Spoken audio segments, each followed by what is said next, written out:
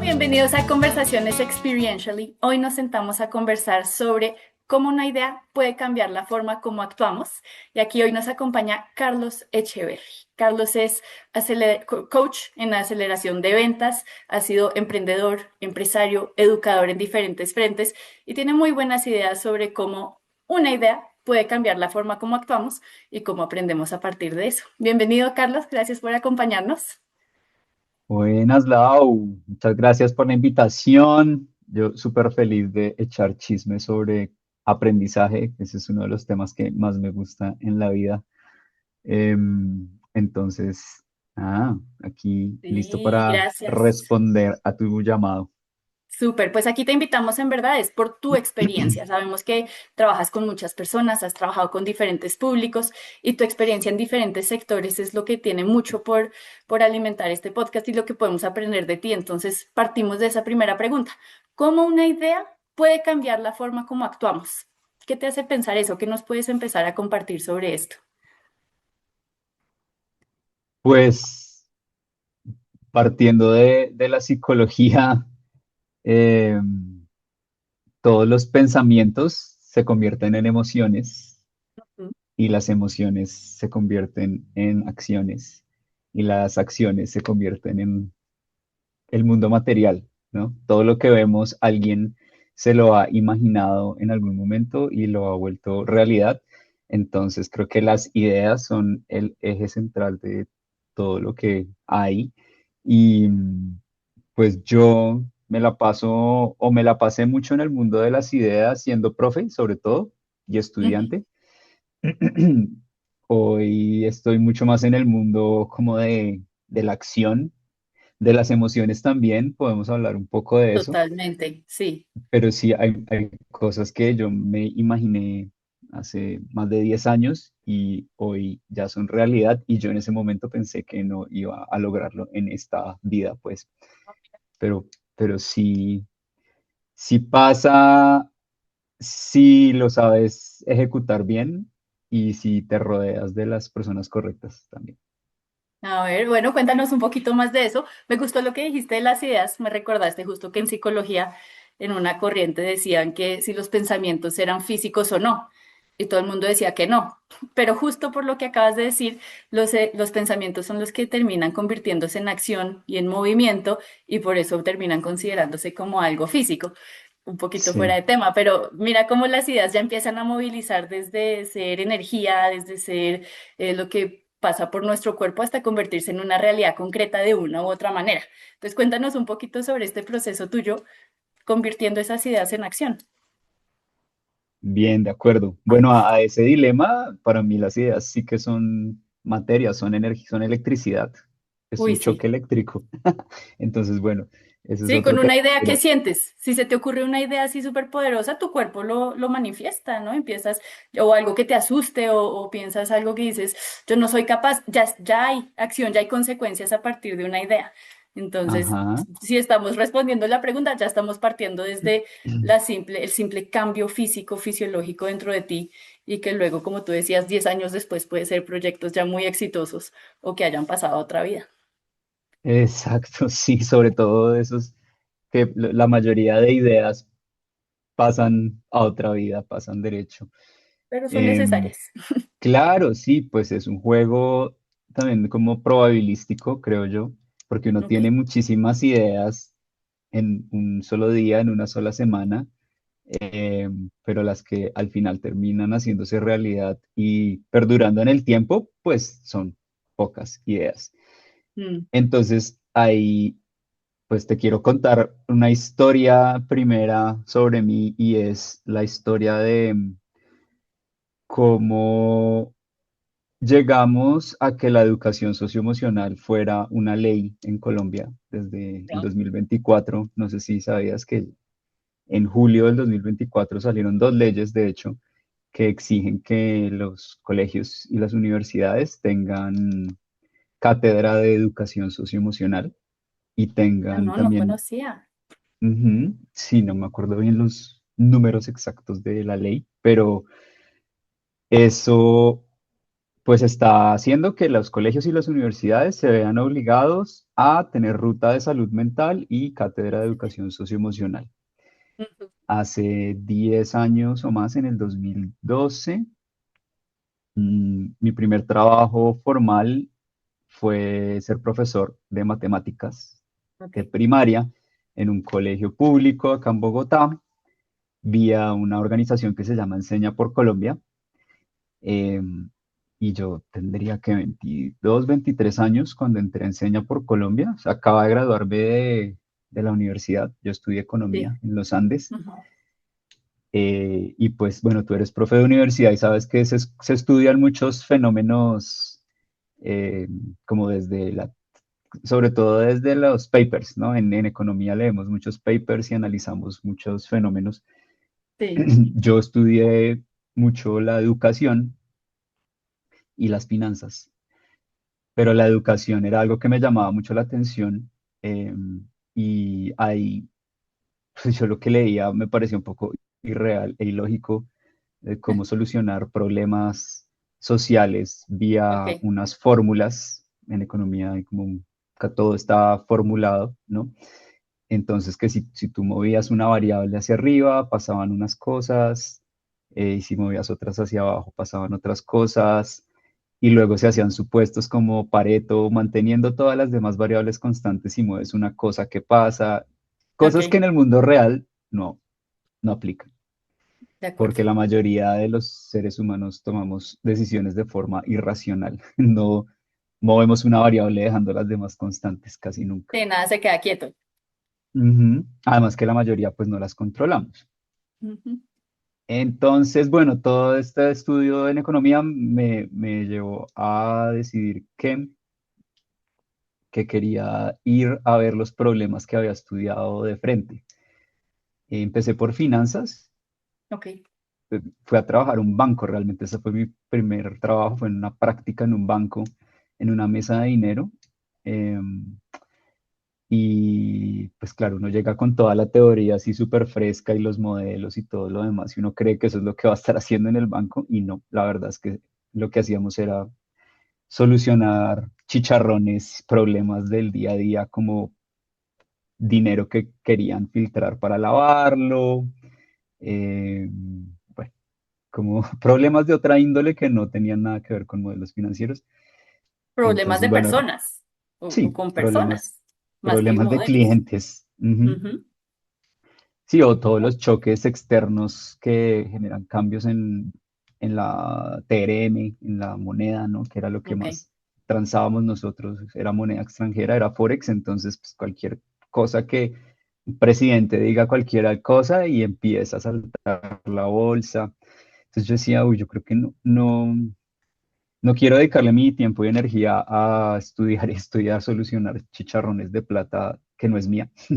ujú, Más bien voy a irme a ver cómo están los salones de clase en los lugares donde está difícil dar clase. Y ok, ahí fue que me encontré en Enseña por Colombia, que justo lo que hace es eso, es llevar profes donde nadie quiere ser profe. ok, Entonces yo terminé siendo profe de matemáticas en primaria en un colegio en Suba, de la extinta Fundación Compartir. ujú, Y Eh, pues ahí aprendí, siendo profesor de matemáticas, que lo que menos le interesa a un niño en ese lugar, yo tenía niños de 7 a 12, 13 años, lo que sí, menos les interesaba era aprender matemáticas. ok. Eh, Te preguntarás qué es lo que más les interesaba entonces. ¿Sabes qué es lo que Mm. más les interesaba? Pues no sé en esta era, pero hace 10 años, ¿qué le interesa a un niño de esa edad en ese lugar? El recreo, jugar fútbol. Es correcto. Ajá, El recreo. El recreo, jugar, y también había un poco como de tema de pandillismo ok, y de, sí, como violencia y cosas que pues, entiendo que pasan en muchos lugares del mundo, no solo en Bogotá. Eh, entonces, para mí era muy difícil. Yo tenía bloques de hora y media de matemáticas y era virtualmente imposible enseñar matemáticas, o sea, casi que Era una hora de tratar de calmarlos y de que hicieran Ujú, silencio y de que no quisieran chuzarle el ojo al compañero. claro. Entonces, mis clases se volvieron clases de educación socioemocional, Ok. de cómo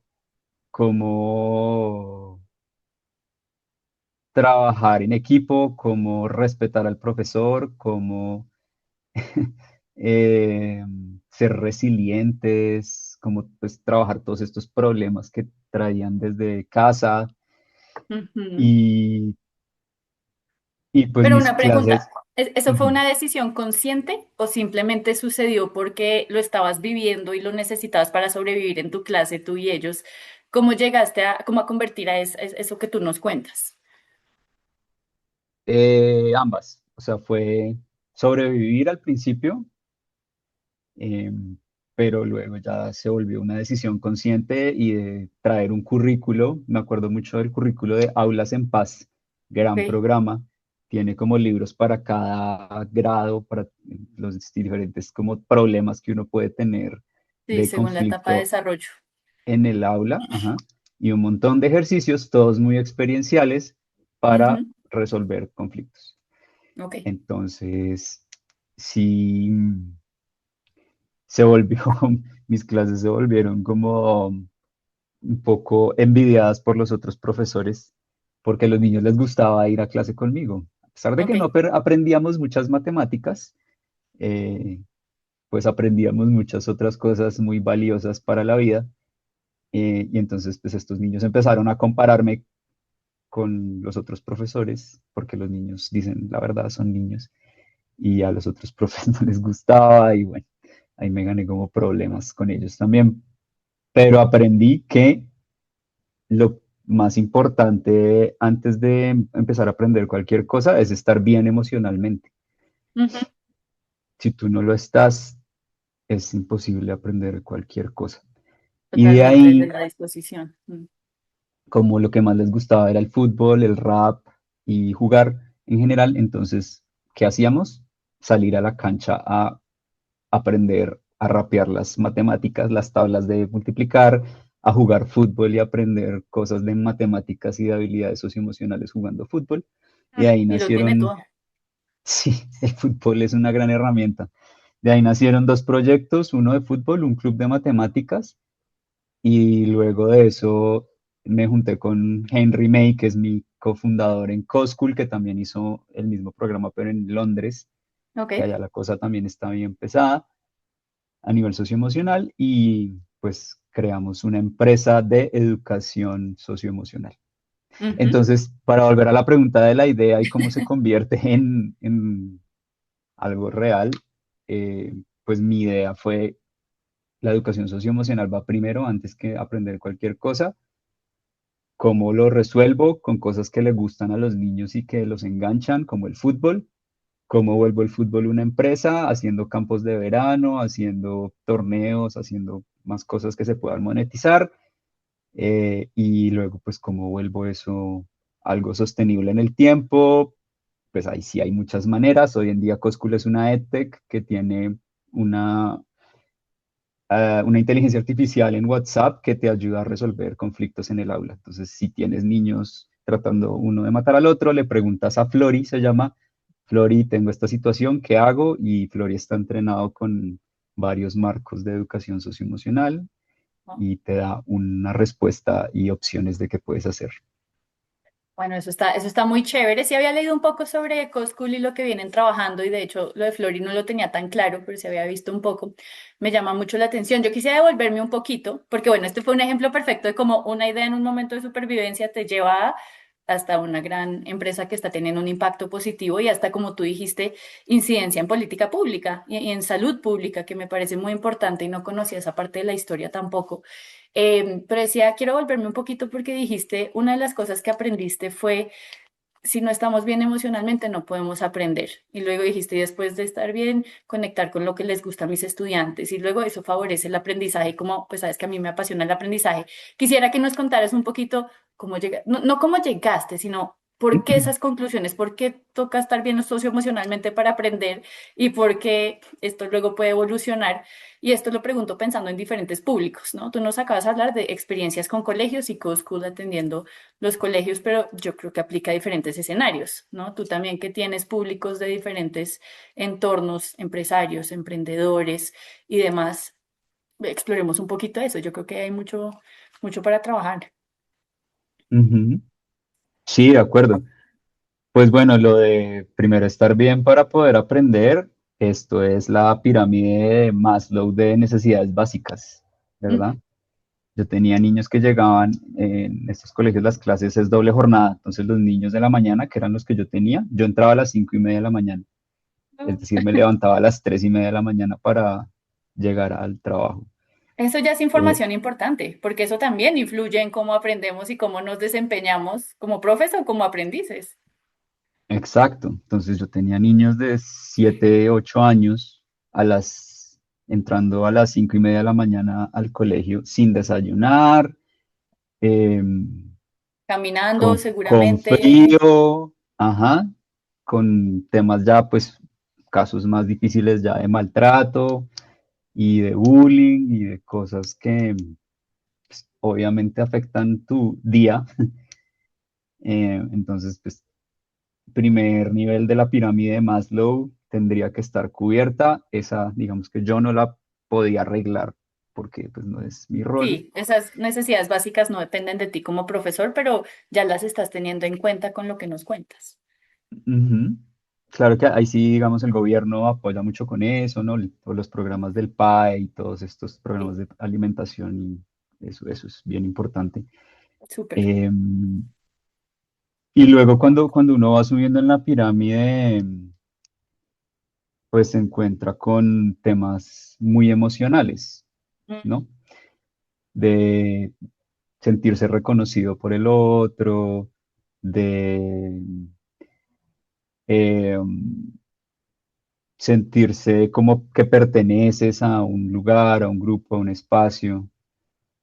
Entonces todo eso para mí era muy claro que los niños que más aprendían o más rápido aprendían eran niños que pues socialmente fluían bien, podían conversar con cualquiera, venían bien mm, alimentados, estaban contentos en general con su vida y eso se ve, o sea, ¿no? Tú lo ves en sí. la cara de ellos, está en la ropa, en sus cuadernos.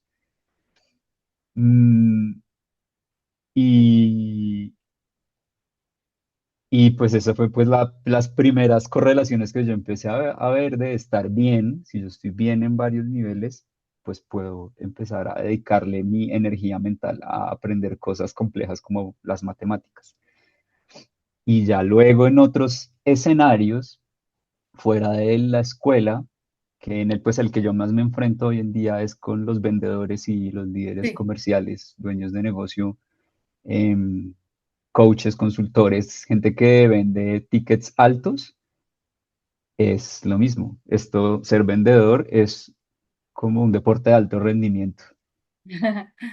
Si tú quieres vender bien, pues tienes que dormir bien, comer bien, tener buenas relaciones, eh, tener un lugar seguro desde donde trabajar, un equipo que te reconozca. Y hay como un triángulo que siempre hablamos mucho en ventas de el éxito de un vendedor. Están tres Ok. puntas que serían la actitud, Ujú, el comportamiento y la ujú. técnica. Ok. Si yo no tengo alguna de esas tres, es muy probable que no sea un vendedor exitoso. Y si tú ves, pues todas tienen que ver con estar bien. Yo puedo tener Ujú. buena actitud si estoy bien. Puedo tener buenos comportamientos y buenos hábitos si estoy bien. Y la técnica, pues la aprendo más rápido si estoy bien. Claro. Claro, y esto como hemos hablado de lo emocional y de cómo esto afecta cómo aprendemos y demás, pero hay algo que no ha surgido todavía y yo creo que es importante en cualquier proceso, decíamos, de aprendizaje o de desempeño, porque de pronto yo ya he aprendido lo técnico, pero cómo me voy a desempeñar en un entorno y es la parte de la mentalidad, cómo esa mentalidad puede afectar o no mi rendimiento en un proceso de aprendizaje o en un proceso ya de desempeño. Yo estoy segura que tú has visto cosas en tus procesos también de coaching de ventas, no solo con tus estudiantes, pero porque eso es importante. Si decimos una idea nos puede llevar a una gran acción, como crear una superempresa que tenga incidencia en política pública y en el bienestar socioemocional del país. eh, ¿Cómo se puede ver este tema de la mentalidad en esto? Mm. Sí, la mentalidad está muy relacionada con la actitud en el triángulo Ujú, del éxito. Yo creo que de ahí parte todo, de la actitud, de la mentalidad de crecimiento, que es la que pues yo más he estudiado en educación socioemocional. Hay una persona que se llama Carol Dweck, ujú. que ha estudiado mucho lo que se llama en inglés el grit, la resiliencia. Ah, ok. Tiene un libro que se llama Grit. Ujú, Mm, y el libro estudia sobre todo la mentalidad en la escuela y muestra cómo niños que tienen más mentalidad de crecimiento, más grit, eh, son capaces de tener saltos más grandes en sus puntajes académicos, básicamente. ok. Entonces, ahí pues lo que hacen es, eh, pues en ese estudio en específico lo que hacían era analizar poblaciones vulnerables y seguirlos desde la escuela hasta que se graduaban, a ver hasta dónde llegaban, porque pues ahí sí que ahí está como el tema de muy marcado en países como Colombia, de que donde tú naces está muy correlacionado con tu nivel de ingreso a futuro Ok. y te puedes demorar hasta 7 generaciones en salir de la pobreza solo por haber nacido pobre, no importa que seas super pilo. Mm, Entonces muestran cómo la mentalidad de crecimiento hace que ese camino se acelere mucho. Em, y básicamente, como yo la entiendo, la mentalidad de crecimiento es eh, cómo reaccionas tú ante los golpes que te da la vida. ujú. Que eso es la resiliencia también, ¿no? La resiliencia en materiales es qué tan rápido cuando se golpea un material, qué tan rápido es capaz de volver a Rebotas. su Sí, estado original.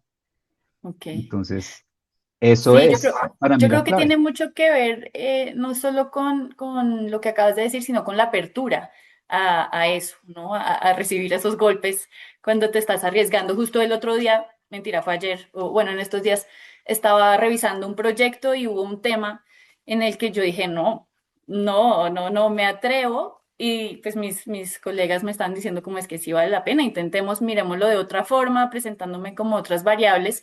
Y de inmediato yo dije esta es mi mentalidad limitante. O sea, por miedo a que fallemos, por miedo no sé, invertir plata en un principio y no tenemos nada seguro, yo de una vez ya estaba diciendo que no, sin explorar diferentes opciones y de hecho lo dije como acabo de identificar mi mentalidad limitante para quienes no estén familiarizados con estos términos.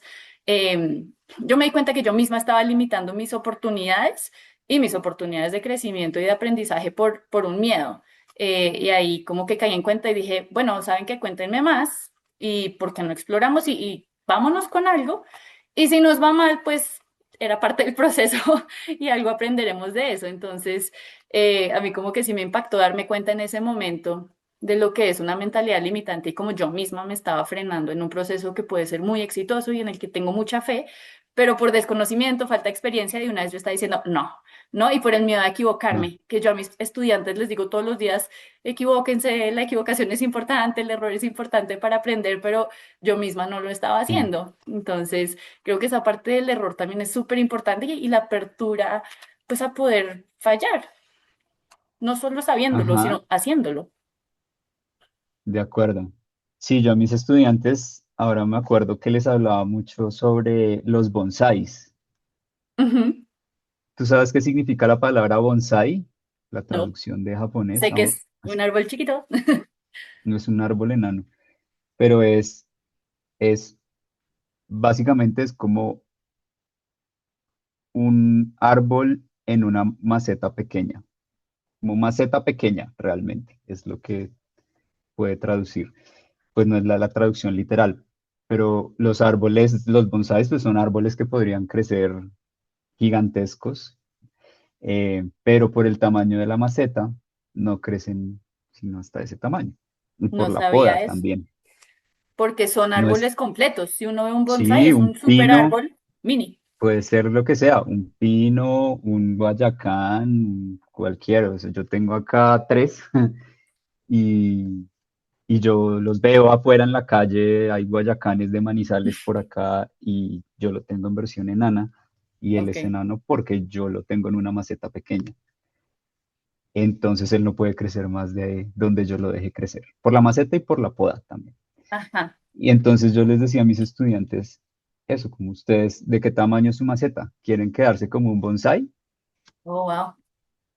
Porque ustedes de semilla venimos todos programados para ser más grandes o lo más grandes que podamos. Pero para eso necesitamos salir a explorar el mundo y recibir más agua, más luz, más nutrientes. Y eso es, por ejemplo, las matemáticas. Si ustedes aprenden matemáticas, es como un árbol que recibe más luz o más agua. ¿Dónde se quieren quedar ustedes? Me gusta esa metáfora. No la conocía y tampoco sabía que los bonsáis podían crecer mucho más, pero me gusta que no solo hablas de la maceta, sino de la poda que uno le da, porque también si uno como lo transfiere a otro tipo de escenarios, de pronto, listo, logro cambiar de maceta, pero igual necesito cuidar mi evolución, digamos, mi desarrollo. Entonces, ¿qué recursos estoy buscando? ¿Qué tipo de apoyo estoy buscando?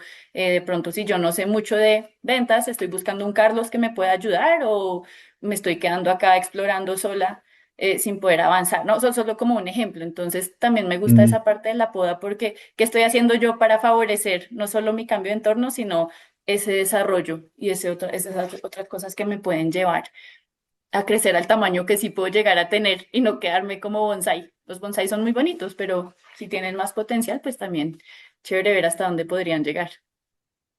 de acuerdo, así es. Excelente, súper. Carlos, si tuvieras que darle un tip a las personas que nos están escuchando, pensando profesores, líderes, emprendedores, empresarios, personas que trabajan con otras personas, pensando en esta idea inicial de cómo una idea puede cambiar mi forma de actuar o llevarme a hacer algo grande, ¿qué crees que podría ser un buen tip?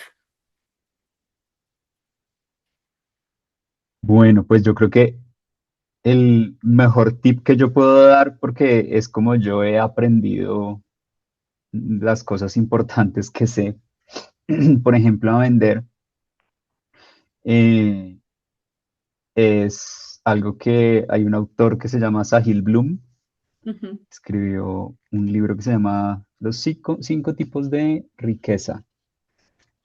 Y él habla de un efecto que es como el efecto de arrastrar el bote, así lo llama. Yo aprendí a vender eh, en Coscool, ujú, básicamente porque perdimos dos prospectos, dos negocios grandotes ujú. que duramos más de un año pedaleándolos. Uno era con gobierno, otro era con una caja de compensación y básicamente dependíamos de que saliera uno de esos dos.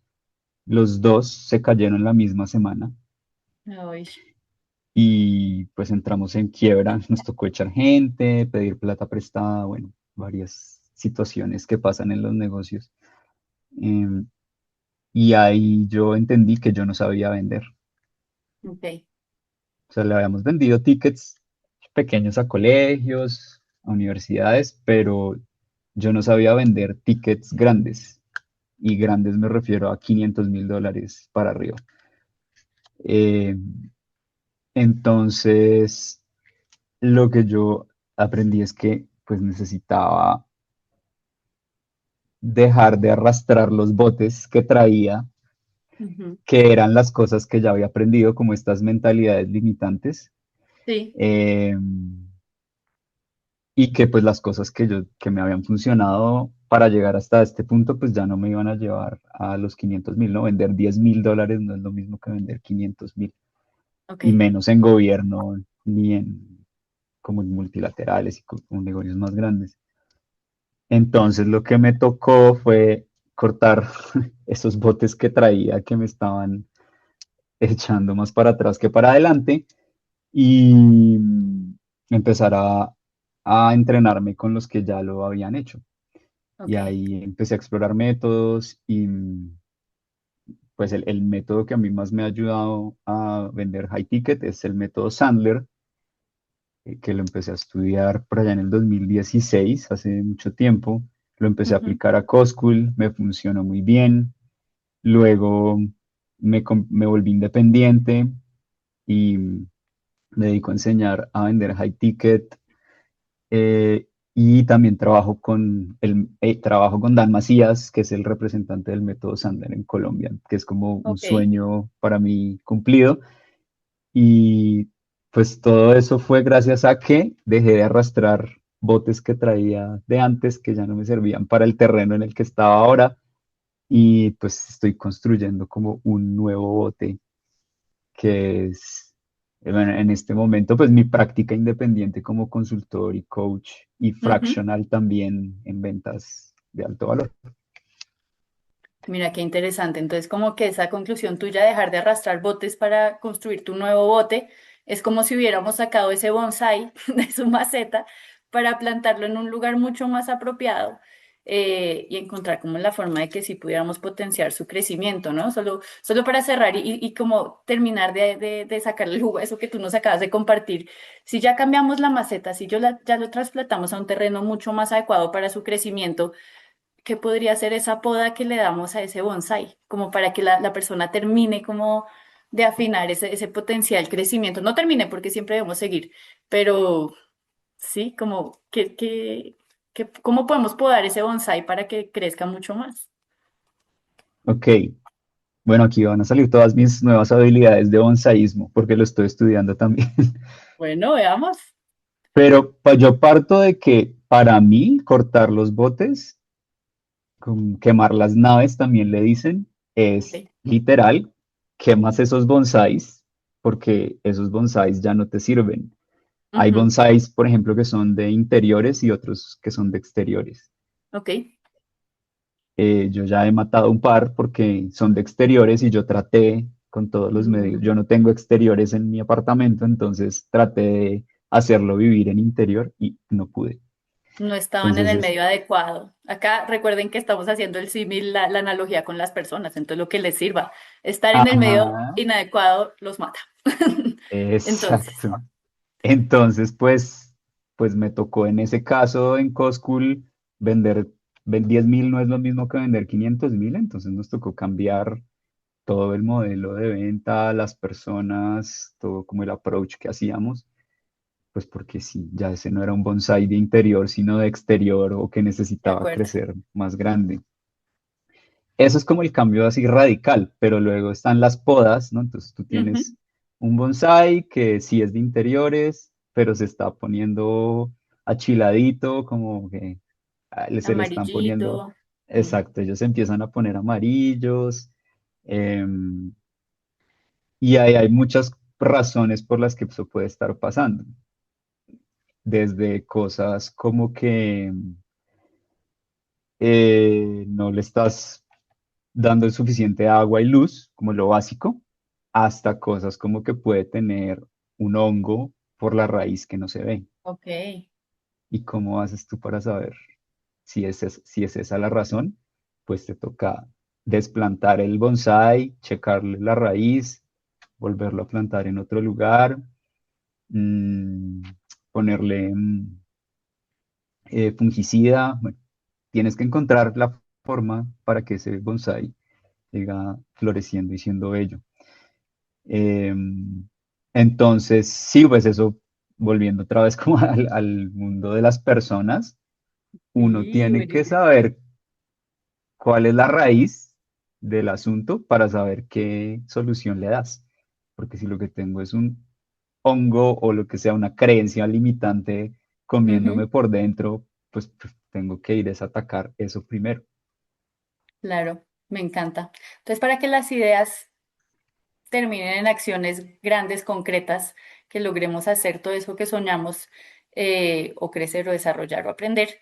Es importante entonces suplir las necesidades básicas, asegurar que estamos bien, que estamos en un ambiente que sí nos va a permitir eso, o si estamos hablando de sus empleados, sus estudiantes, que el entorno sí favorezca ese aprendizaje, identificar si hay cosas que están limitando o afectando ese proceso para ver cómo podemos ayudar, ajustar o dar como una solución a eso, además de buscar los recursos adicionales que pueden favorecer ese aprendizaje o eso que estamos buscando, ¿no? Los objetivos siempre como nuestra banderita inicial que nos dice por dónde debemos ir, pero ir identificándolo.